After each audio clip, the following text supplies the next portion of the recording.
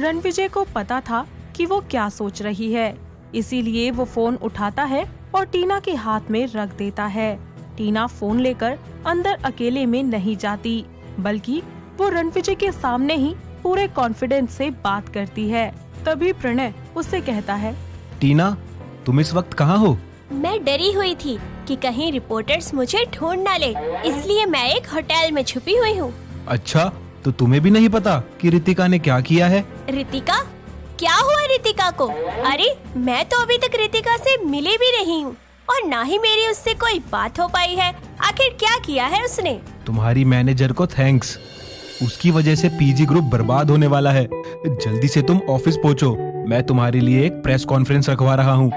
टीना, अब हमारी कंपनी को बर्बाद होने से सिर्फ तुम ही बचा सकती हो। Press conference? मतलब वो फिर से सारा ब्लेम तुम्हारे ऊपर डालने का प्लान बना रहा है? जैसे ही रणविजय बोलना शुरू करता है, टीना प्रणय का कॉल डिस्कनेक्ट कर देती है। सुनो, मैंने अपना नंबर तुम्हारे फोन में सेव कर दिया है। किसी भी समय अगर तुम्हें मेरी जरूरत हो तो मुझे बता देना बस। Thank you Ranvijay. तो मुझे रणविजय कहकर क्यों बुलाती हो? तुम जल्दी से मेरा कोई नाम ढूंढो, वरना मैं तुम्हें जाने नहीं दूंगा। हाँ, अभी कैसा रहेगा? चलो, मैं तुम्हें वापस तुम्हारे ऑफिस छोड़ देता हूँ, लेकिन हाँ, एक चीज हमेशा याद रखना, तुमने मुझसे प्रॉमिस किया है वो मत भूलना। आई थिंक तुम समझ रही हो ना कि मैं किसकी बात कर रहा हूँ?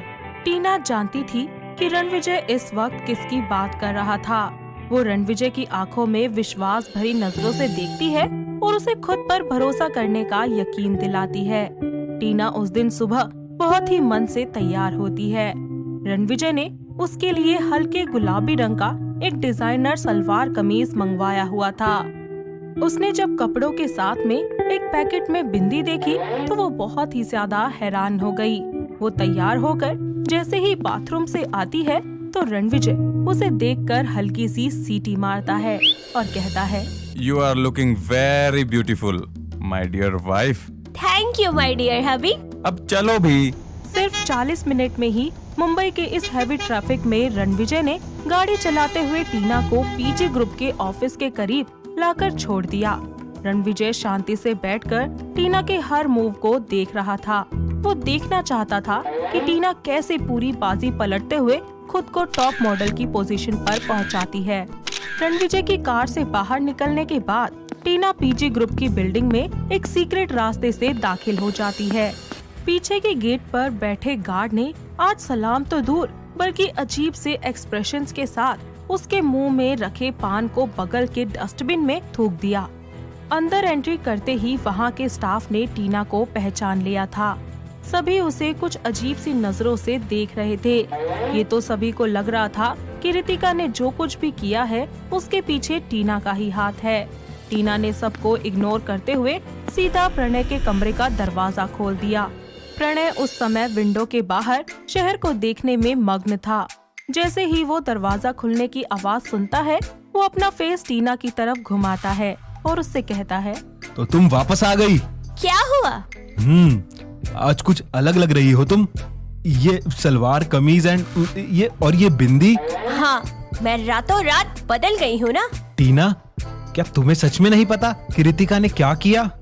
अगर उसे तुम्हारे ऑर्डर नहीं मिले तो उसके अंदर इतना कुछ करने की हिम्मत कहाँ से आई? प्रणय, हम शादी करने वाले थे ना, भला मैं ऐसा कुछ क्यों करूँगी जिससे हमारे रिश्ते में कोई दरार आए? अच्छा, तुम बस ये बताओ कि तुमने शो में क्राउन का वो सितारा अपने पैरों में क्यों पहना? तुम अच्छे से जानती थी कि तुम्हारे और यूसुफा के बीच सबसे बड़ा अंतर तुम दोनों की टांगे ही हैं। फिर भी तुमने ऐसा क्यों किया? प्रणय के लिए अभी भी वो दुनिया के सामने खुद को गलत साबित कर सकती थी, लेकिन जब उसे इस बात का विश्वास हो गया कि प्रणय ये सब सिर्फ और सिर्फ यूसुफा को बचाने के लिए कर रहा है, तो टीना का दिल एक बार फिर से टूट गया।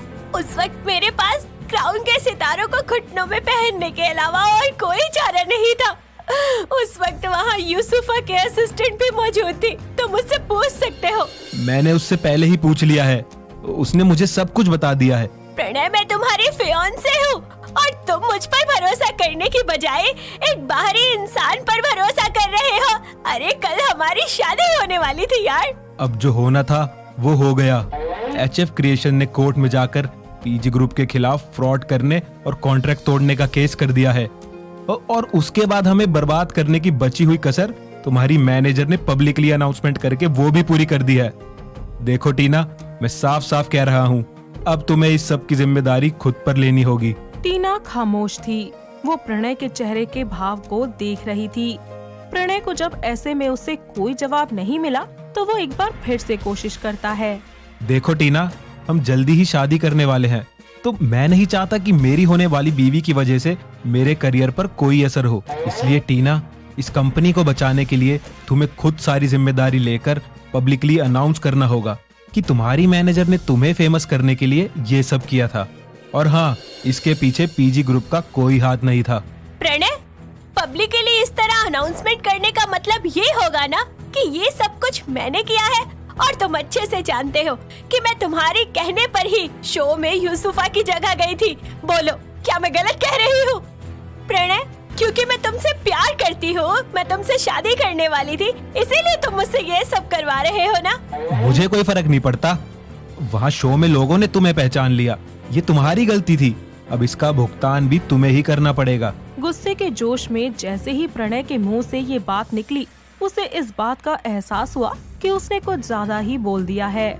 वो तुरंत ही बिल्कुल नॉर्मल हो जाता है और फिर एक बार अपनी बाहों को खोलते हुए टीना को गले लगाने के लिए आगे बढ़ता है, लेकिन टीना उसे पीछे धकेल देती है, जिस पर प्रणय बड़े ही प्यार से उससे बोलता है। टीना, मैं थोड़ा ज्यादा गुस्से में आ गया था, लेकिन सिर्फ इस बार तुम मेरी मदद कर दो प्लीज। मैं तुमसे वादा करता हूँ कि एक बार ये सब खत्म हो जाए और फिर हमारी शादी हो जाएगी। मैं सब कुछ ठीक कर दूंगा। देखो प्रणय, मैं ये सब इसलिए नहीं कर रही क्योंकि मैं अपनी गलती मान रही हूँ। मैं ये सब को सिर्फ इसलिए कर रही हूँ ताकि तुम्हारे करियर में कुछ बुरा ना हो, लेकिन इससे आगे मैं कुछ नहीं करूँगी। हाँ, मैं प्रॉमिस करता हूँ, दोबारा ऐसा कभी नहीं होगा। प्रणय अच्छे से जानता था कि जैसा टीना का स्वभाव है वो हमेशा उसके कंट्रोल में रहेगी। आगे भी टीना ये सब करने के लिए जरूर मान जाएगी। इतना सोचकर प्रणय एक बार फिर उससे कहता है, प्रेस कॉन्फ्रेंस दोपहर में 3 बजे है। उससे पहले हम एक रिहर्सल कर लेंगे और ये कंफर्म कर लेंगे कि तुम प्रेस कॉन्फ्रेंस में क्या कहने वाली हो। टीना रोना बंद कर चुकी थी और वो प्रणय की आंखों में ठीक उसी तरह एक बार फिर देखने की कोशिश कर रही थी जैसे वो पहले देखा करती थी। एक बात तो पक्की थी कि इस बार टीना खुद को प्रणय के हाथों यूं इस्तेमाल नहीं होने देगी। टीना अपने कमरे में वापस चली जाती है और रितिका को फोन करके उससे बोलती है, रितिका, तुम्हें पता है प्रणय ने मुझसे क्या कहा? उसने अब सारा ब्लेम मुझ पर डालने का प्लान बना रखा है। टीना, ये कौन सी नई बात है? वो तो हमेशा से ऐसा ही था, बस तुम्हें थोड़ा देर में समझ आया है। अच्छा, अब ये सब छोड़ो, तुम मुझे बताओ कि आगे क्या करना है। 3 बजे मैं अपनी गलती मानकर लोगों के सामने माफी मांगने की अनाउंसमेंट करूंगी और उसके ठीक बाद तुम प्रणय और यूसुफा की हॉस्पिटल वाली फोटोज रिलीज कर दो। हाँ हाँ बिल्कुल, मैंने तो इसे एक्सपोज करने के लिए एक बड़ी सी हेडलाइन भी सोच ली है। एक्सपोज्ड, पीजी ग्रुप के सीईओ प्रणय गुलाटी का स्कैंडल। सॉरी रितिका, मैं तुम्हें इन सब के बीच में घसीट रही हूँ। अब अगर तुमने ये फैसला कर ही लिया है तो मैं तुम्हारी मदद जरूर करूंगी, और बल्कि सिर्फ टॉप मॉडल बनने में ही नहीं, इंटरनेशनल मॉडल बनने में भी मैं तुम्हारी मदद करूंगी। आखिर क्या होगा जब रितिका सबके सामने प्रणय और यूसुफा की तस्वीरों को एक्सपोज करेगी।